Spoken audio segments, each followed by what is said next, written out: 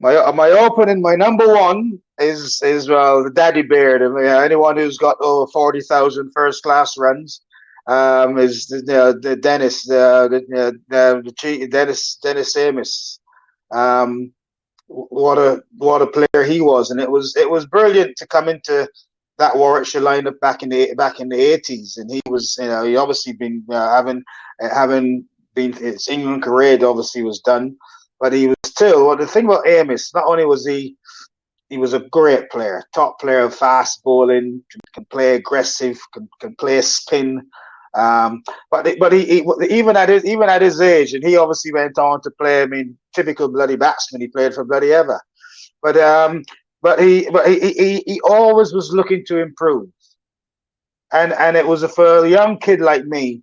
It was a great lesson. It was a great lesson to learn that someone who had got to the top of the tree and played brilliantly for many years for his county, played for his country at a high level, and still wanted to get better. And for a young kid like me, that was a great lesson to learn. And one of the things I look back with Dennis, and I mean, he used to have. Not, I mean, in fact, he and Brangy, he and our manager, and obviously ex-Warwickshire cricket, the manager and coach when I joined, David Brown, great man, Brangy. Um, they used to have some great battles. They had some great battles, and because they're big mates, massive mates. So they had some great contests in the nets, in the cricket nets at Edgbaston, in the winter, in the indoor school, and then in the summer and the grass, and so it was great watching firsthand how those two were, and fiercely competitive. And actually, I would join in secretly. I never made it known that I was in the contest. But when Brangy and Amos were at it, I would also, because Brangy would set fields, and they're only in a net situation, but he would have his fields set, two slips, a gully, whatever, short leg, and I would join in those games and pretend and have my own games with Brangy to try and outbowl David Brown. Secretly, I didn't let them know that I was doing it, but that was a great learning curve for me. And Dennis was the sort of guy. I mean, he would obviously come in after getting 180 and what a big score. He loved getting big scores, and he would always say, "Oh, my head's falling over, my feet's not moving." Small, come and bowl to me. I mean, you try bowling to someone who's just got 150, 80 runs, and with bats as broad as a door. I mean, it was a great learning curve for sure. He was a kind fella as well, Dennis. He really gave you his time. But I must say he was the worst slip catcher that I bowled at Warwickshire. Whenever I was bowling and Nick went towards him in the slip, I mean, if he normally was hiding behind humpage most of the time, but he would start yelling before the ball got to him. But no, listen, he was a lovely man. So he's number one. He's number one picked in my team to open with him. Now, this was a bit of a, I had a bit of a, this is one of my first selection of what problem with this team, because I had the likes of when Dennis, when I started, he had like Andy Lloyd, and Lloydie was a fantastic player, really top cricketer, Towser. Um, Someone I had a lot of time for. He wasn't the prettiest guy to look at bat. Certainly not the best dressed individual I played with either, was Towes.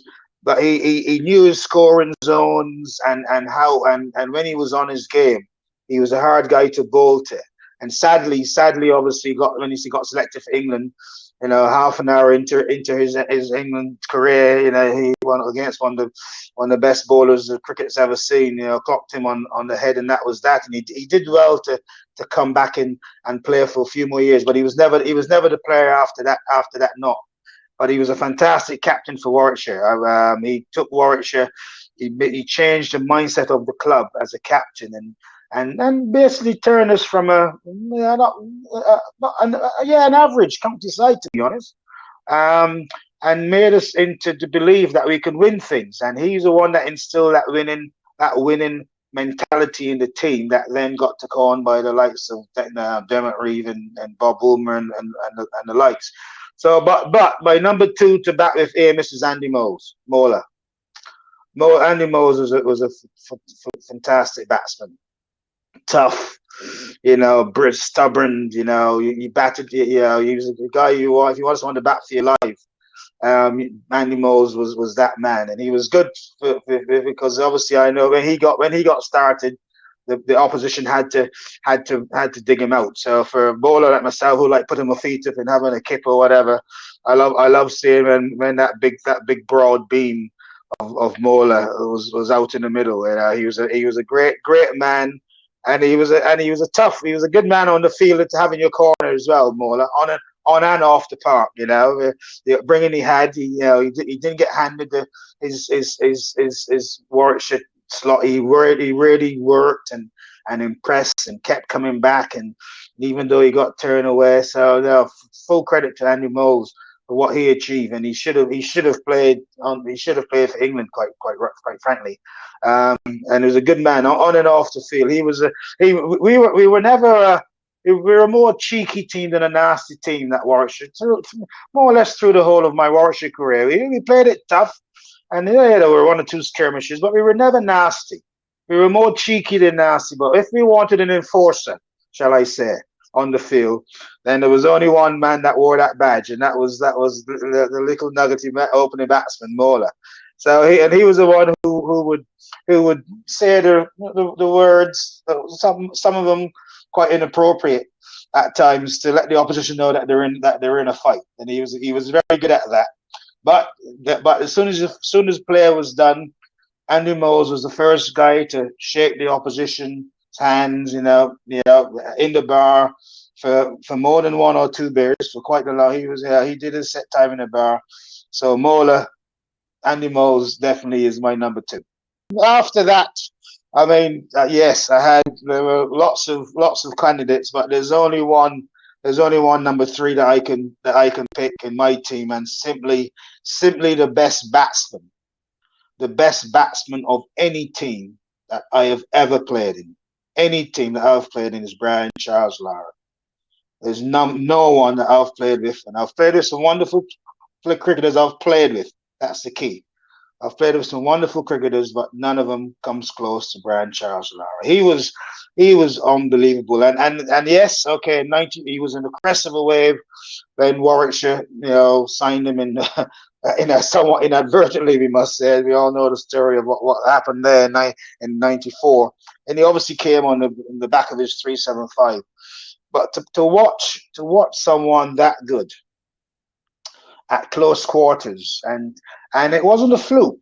I mean, he worked on his game. He practiced quite diligently, and he practiced in a way that meant that how he played, and it was just absolutely, and the style that he did it in. It was done in style, flourish. It was the guy was just simply excellent. Great to watch, and a privilege, absolute privilege, to have seen someone that good, that close for the whole of that summer of '94. Doesn't get any better than that. He's a hard, absolutely. You can't leave him out. Yeah, geez. As I said, it was a privilege to play with someone that good, and he went, the likes of a name Alvin Calisharan, who was obviously another great West Indian batsman, and Cali was a guy. 1974, I watched my very first Test match. In 1974, Tony Greig's England was in the West Indies tour, and I went to the Test match on the Saturday of the testing. I was a boy, 12-year-old boy in Barbados, and I went to that Test match on the Saturday and saw probably one of the most beautiful players I ever saw was a guy called Lawrence Rowe. He went on to get a 100 in that Test. And Cali got a century that Saturday. So I saw that in 1974, and then obviously when I got into Warwickshire in the late 70s, 80s, and to play with Cali, and he was end of his coming to the end of his career, but he was still a fine batsman, particularly fine batsman against spin bowling. He didn't think spinners can bowl to him, quite frankly. even the great Derek Underwood. I've seen him pace Derek Underwood around the grounds all over the place. He was a phenomenal player, Alvin Calisharan. But no, Brian Charles Lara is my number three batsman. Number four. Number four is a bit of a. I had to get this number four in because he's simply one of Warwickshire's best ever batsmen certainly in the era that I've seen. And even though I didn't play with Ian Bell, I did bowl. I did used to bowl to this because we had this obviously in the late '90s. I had towards the end of my career. I was mainly playing the one day games. The guys used to call me the vicar at this stage. They only saw me on a Sunday. But when this young kid came into this young little blonde haired kid came into the nets to bat, and his technique was so pure that even normally I would be right, some young kid coming to bat. That's my cue to go run a hot bath and get ready to go to the pub or something. I'm not going to bowl to some 16-year-old kid or whatever, But this kid, Belly was his technique was so pure that I would wait till he came into bat to bowl to him because I can gauge. He was so good. I can gauge my bowling against to how he played because if you bowl on off stump, he played it straight. If you bowl it outside off stump, he had the shots on the off stump. If you bowl it on his legs, he can whip you off. But he was a quality batsman. So it was really over the years when he went on to do his career and how he played, the style he played in. Was wonderful to see. So he comes into number four ahead of the lights of a guy who even ahead of the guy. My number four from who I played with would have been Dominic Osler. Ozzy was a fine batsman. If only he was a bit more ambitious, I would say, about where he wanted to individual and he could have been an international batsman, Dominic Osler. He was that good, but he was happy just just doing his bit for Warwickshire and the best slip catchman of anyone that of the lot. But yeah, Ian Bell is my number four. Number five in my team was a guy who was a top batsman and Jeff Humpage. Jeff Humpage was quite underrated, I fancy, as a player, and he obviously kept wickets, which was a hard job. But then having to bat. If he was a standalone batsman, I'm sure Humpage would have probably done better as a standalone batsman. He was a phenomenal player, really. Any ball, any ballers if they were slightly offline in length, he took, and he would have been a great. I would love to see Humphrey playing white ball T20 cricket nowadays. He would be an absolute wow. He would bring people into the turnstiles in that form of the game. So Humpage is my number five. So I think that top five. I think I will pay decent money to see that top five play against any ball attack. You got to have a blocker in there. you got to have someone who can take because the thing about these, if I was bowling to that bowler lineup, I would love to get with the likes of Lara and Bell with the new ball in my hand. I don't want them coming to the pitch, coming to the wicket when the scoreboard is 150 for 1 or 2. Then I know. Then I think my hamstring will get a bit tight. Then you start looking at because you're on the back foot. So you want to bowl at the likes of those guys when you're fresh and the ball is hard and new and you can you need to have a chance against that lot. So that's why the likes of you need your solid, dependable top order batsmen in your Amos and Moles to cover those two stroke players. Right, my number six, and it's only one guy comes to mind for this job, and that is Paul Smith. Paul Smith was a rare talent, and that was identified by the likes of Ted Dexter, who at the time, I think he commented that this guy could be the next Ian Botham. I think that was one of Ted Dexter's comment, But he was a special player. But sadly, a couple of things. Just when he was, he did things a bit of his way. Well, our nicknames for him in the dressing room, one was Wurzel, after Wurzel Gummidge, because his hair was always dyed in some peroxide blonde thing. And then I used to call him Moon Man, because he still believed that Jim Morrison was still alive and stuff like that, but he was a proper talent, Paul. Batting wise, he had the strokes, to play, the power to take batting apart, until he got pinned by Courtney Walsh. Courtney Walsh pinned him right between. He used to wear his helmet.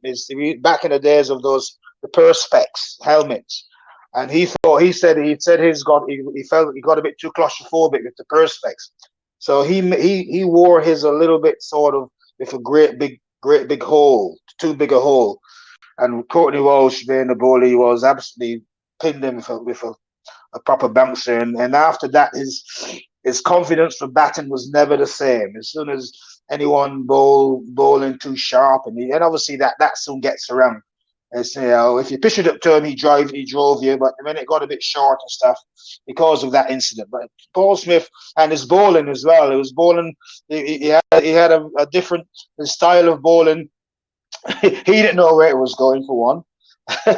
But he definitely had some revs on the ball, the Paul. And so to get a dozen overs out of him in an innings it would just say to him, right, just give me 5, 6 fast overs. He can get his face up with the best of them. So he would be my all rounder. And my keeper, number 7, is there's only one guy that comes to mind when it comes to keeping, and that's Keith Piper. Keith Piper is simply the best gloveman, and of all the guys I would have bowled to, Keith Piper is the best gloveman his hands were so soft, beautiful. You hardly heard the ball going into his gloves. His footwork really good. Played a lot of football as a youngster, so he had really good fast footwork. Very rarely dive, unless you really had to, that sort of stuff. So really natural, made it look so easy. Batting was a really good batsman. Pipes, again, he probably underrated his batting. If he'd really worked, and really believed in his batting, he could have been a top 6 batsman. Pipes. So he's my batsman, my keeper, batting at number 7 for sure. So that's a really good solid batting lineup, that is, with those 7 guys. And eight, I've got my spinner, and listen, the best spin bowler that I played with for Warwickshire was back in 1980-81. We had an Indian gentleman, Dilip Doshi, and this Dill was a fine slow left arm spin bowler. Couldn't feel for toffee. He was bloody awful fielder and bat. He couldn't do this, but though he did win us a quarter final game at Yorkshire. Then he got 12 runs, hit 6 twos in the last over to win us the game. But he was the best. He was beautiful, flight and control. But I've already got you only gave me 2. I can only have 2 overseas players, so I've already got Lara and another one to come. So my number 8 and my spin bowler is Ashley Giles. Gilo was a really good cricketer. Steady, not spectacular, you have to say. But then don't forget, this guy started his cricketing life as he was a medium pacer, big lad, big tall, strong fella. So it took him a while to get to know the intricacies of bowling a cricket ball slowly, because he had such motion in his action. He had to really work hard to slow the pace of his bowling down to get his accuracy and his length right. So he's a very good slow bowler, useful low order batsman. He always got contributed with the bat, 30s and 40s, and for a big guy, he was a good fielder. He wasn't a bad fielder. Had a really strong arm. Not many better arms from the boundary than Gilo. So he got a few run outs in that way, because obviously batters will always take him on thinking he was a slow runner. And yes, he was slow, but he was a good fielder. So Ashley Giles is my number 8. And then we come on to the real guys, 9, 10, 11. And my 3 could actually, they can take it in turns who comes in 9, 10, 11, because they're all pretty useless with the bat, to be honest. And thankfully with that, if the other 8 guys ahead of them, they're not going to need to score many runs. These 3. But the first one that comes in is Alan Donald. I mean, White Lightning. I mean, for the great fast bowler. And again, a bit like Lara, to be close up to someone that special, that good, that determined to make the most of his abilities and the opportunity that being a cricketer presented to him was phenomenal to see. And he loved Warwickshire made him as a cricketer. He's a proper Brummy boy, Al, and he really, so unbelievable. When he came back to Warwickshire after having missed out in '94, and he missed out in the final in '93 as well, because he had to go off on a training camp. So he missed out on that win in the NatWest in '93. Then '94, obviously South Africa were touring, South Africa's first tour to the UK. And when he after the season in '95, when he arrived, he was just determined.